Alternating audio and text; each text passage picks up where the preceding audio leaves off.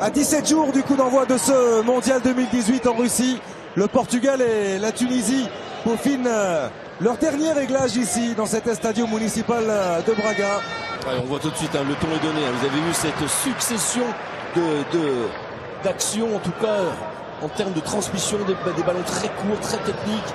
On voit, oh oui, bien joué, décalage. La belle récupération avec le petit décalage de centre en retrait, l'intérieur du pied gauche. Ça va aller très vite. Très vite, c'est la perte de balle. Aussi, ils se mettent en danger les Tunisiens en cherchant bien sûr à relancer proprement, à repartir de derrière. Et Ricardo Quaresma qui ne profite pas de cette énorme erreur de Moisassen qui était toute proche de profiter aux joueurs du Beşiktaş. Ouais, celui-là, il risque d'en secouer quelques-uns, on dit. Bernardo Silva avec Quaresma qui est venu s'exiler dans le couloir droit. Ricardo Quaresma, le passement de jambe, le centre au deuxième poteau. Et la tête d'André Silva, remarquablement piqué. Ça fait 1-0 pour le Portugal. Suite à cet excellent travail de Ricardo Quaresma. Cette équipe, vous le disiez, par rapport à son parcours d'éliminatoire, est bien plus qualitative individuellement, peut-être que celle qui figurait lors de l'Euro 2016. Et la super montée de Naguez, le centre était bon au premier poteau. Pep qui avait été surpris par Kawi. Attention, la perte de balle, récupération de Bernardo Silva. Le petit crochet extérieur de Bernardo Silva, c'était Sergio Mario. Oh, ça aurait pu profiter à André Silva qui ne cadre pas sa demi-volée. Pied gauche de Bernardo Silva pour tirer ce corner, point de pénalty, la tête de Skiri qui rend pénalty avec un demi-volée de João Mario. C'est un petit bijou dans l'enchaînement, dans la réussite technique de ce geste signé João Mario, et ça fait 2-0 pour le Portugal. Donc la Tunisie de son côté a également choisi un programme d'équipe joueuse avec le Portugal aujourd'hui. Il y aura la Turquie vendredi. Et ensuite à Krasnodar face à l'Espagne le 9 juin prochain. Naïm Sliti à l'intérieur, arrivé dans les pieds de Naïm Sliti qui s'est effacé. La frappe qui vient tromper Anthony Lopez.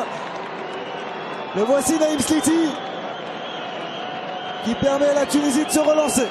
Quelques absences, mais la réaction portugaise, bien entendu, qui sont vite adaptés en sortant très haut sur les récupérations, voilà, comme ici. Ça peut profiter de nouveau à João Mario. Oh, il était tout proche du doublé.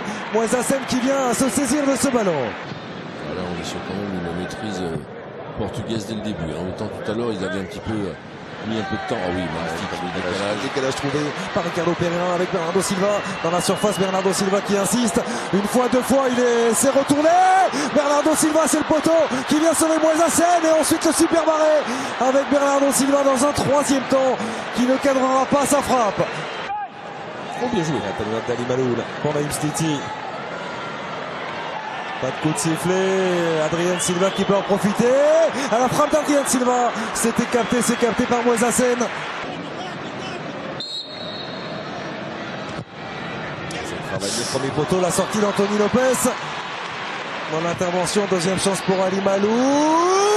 Pas de position de hors-jeu sur ce coup-là. Fakhreddine Ben Youssef qui permet à la Tunisie d'égaliser le 5e but en sélection. L'ancien attaquant de l'Espérance Tunis. André Silva, dépossédé par Ferjani Sassi.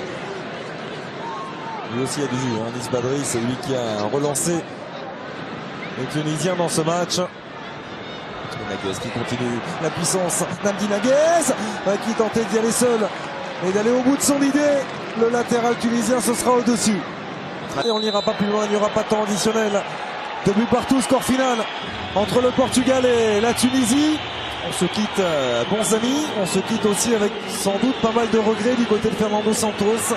Le Portugal qui menait 2-0 avant de voir la Tunisie revenir par Anis Badri et égaliser, et ce assez logiquement en deuxième période.